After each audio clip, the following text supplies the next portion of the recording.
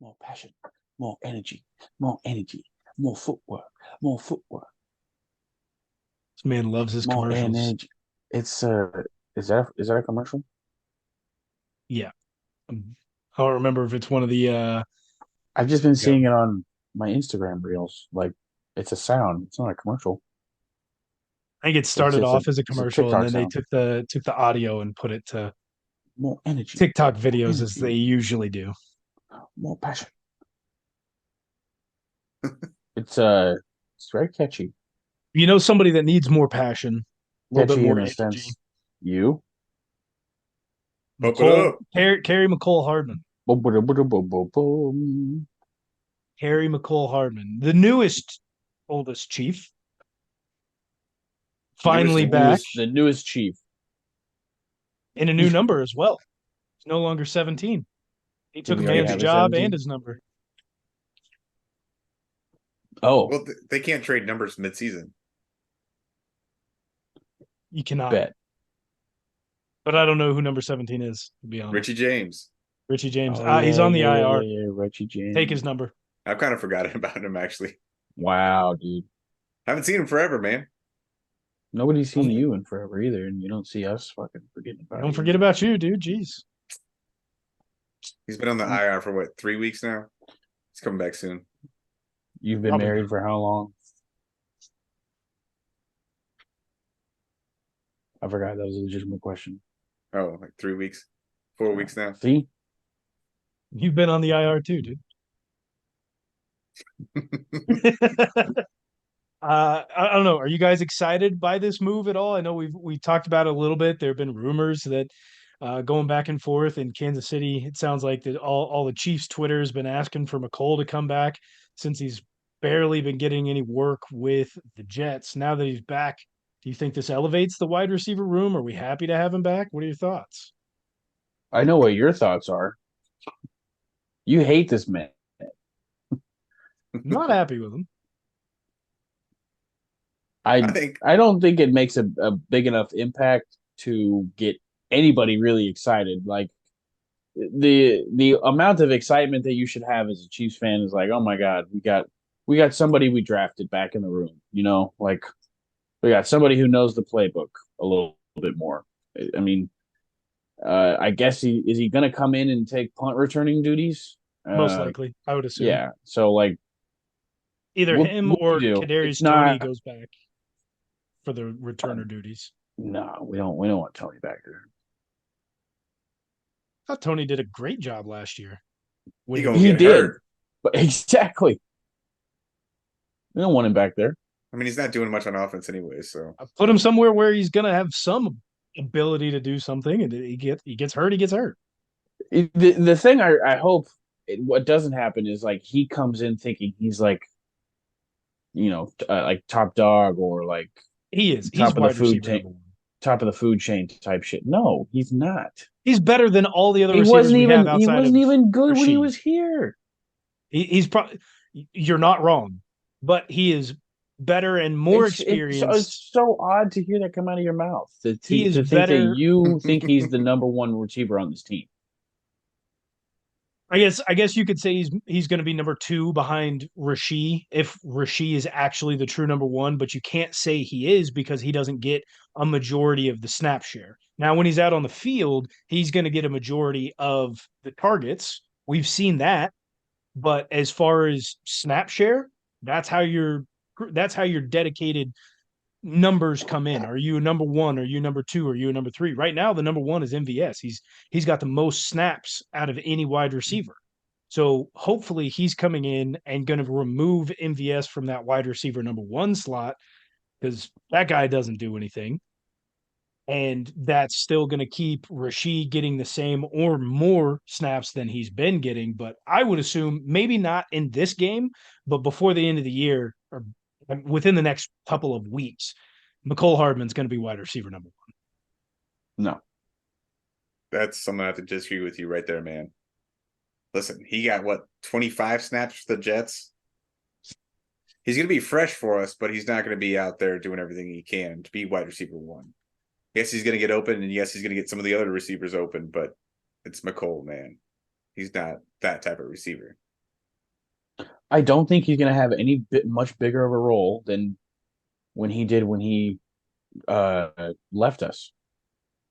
That season, he was doing a lot of like goal line gimmick plays. He was doing a lot of jet sweeps. The only action he saw downfield, like Mahomes missed him, and I don't know if they really went back to him after that. And that was like the beginning of the season.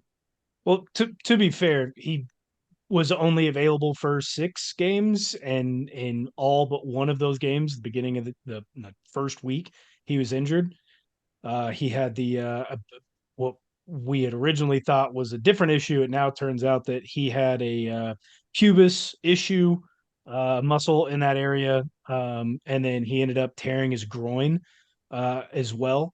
That he ended up having surgery on at the end of the season, so he could be fresh for this season with the Jets. So again, I'm not. You guys know I'm not a big proponent of Mecole. I don't think he necessarily makes this wide receiver room better. I just think he's is a better overall player than the guys that we currently have in the positions outside of Rasheed, who I think obviously is a better receiver. I think Justin Ross, if given snaps, would easily be our second best receiver. But Mecole is better than Kadarius Toney. He is better than Sky Moore. He's better than Marquez Valdez Scantling. He is easily better than the guys who are getting a majority of the snaps right now. I would say he's pretty on par with MVS for me, and Kadarius Toney is definitely better than Mecole Hardman. Injury wise, it's yet to be determined. They're both kind of injury prone, so let's Well, just see which receiver makes it to the end of the year. we've not seen Kadarius Toney do anything when available this year. He caught a touchdown last game. Ooh. That's It's something. what it's what a receiver's supposed to do. Like I don't know. We saw Mecole Exactly do a what you lot of asked that for. as a Chief. No, he didn't do a lot of that. Actually, I'm pretty sure He did. he's He did some of that. 11th.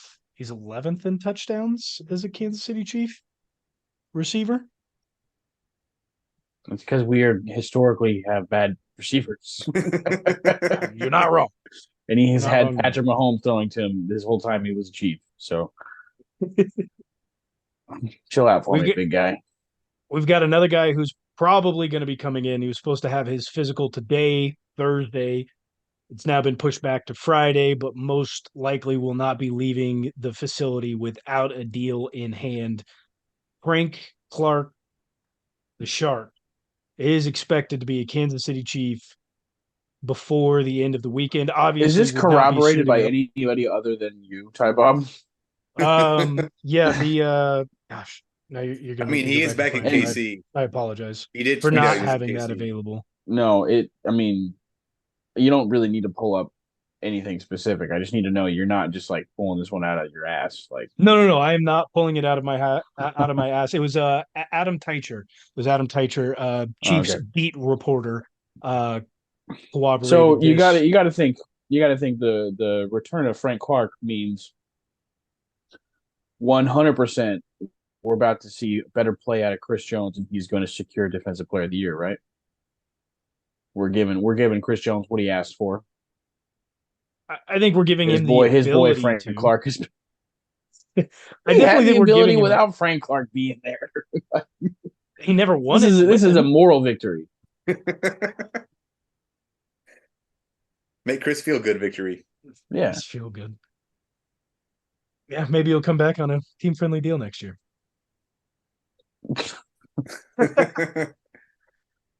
If we sign Now, Frank to a 2-year deal right now, maybe.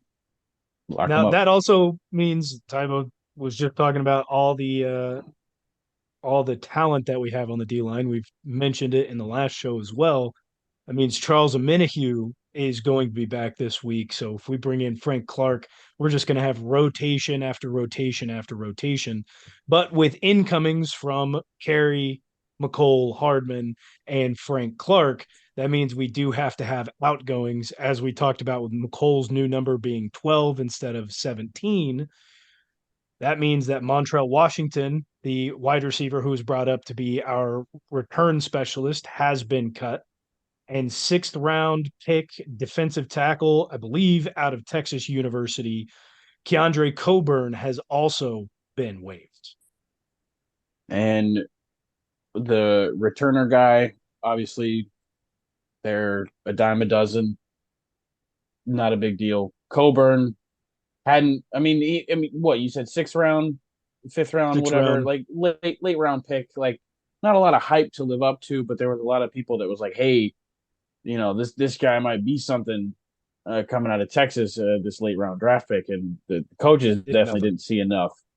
Omenahue being back is the most important roster move that is happening most recently. Omenahue being back on an already stellar defensive line. I mean, stellar might be a little bit too bold of a statement, but they're playing really well.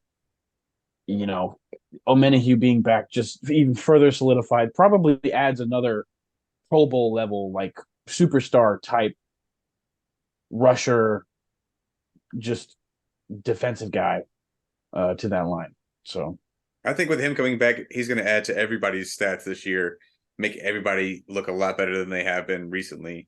Everybody's numbers are going to go way up. Sacks are going to go way up. Pressure is going to go way up. So this is a plus for the whole entire defensive line. With those two coming in, and now potentially Frank coming in, obviously going to have his physical. By the time that you're hearing this, he will most likely have already had it, and most likely will have a deal in hand. Now that doesn't the Chiefs would not have to cut down their roster until next week, week 8. As Frank would not be suiting up and playing, he would not be technically on the 53-man roster until week 8. But we would need to be making an additional spot, either a cut or a designation to the injury reserve.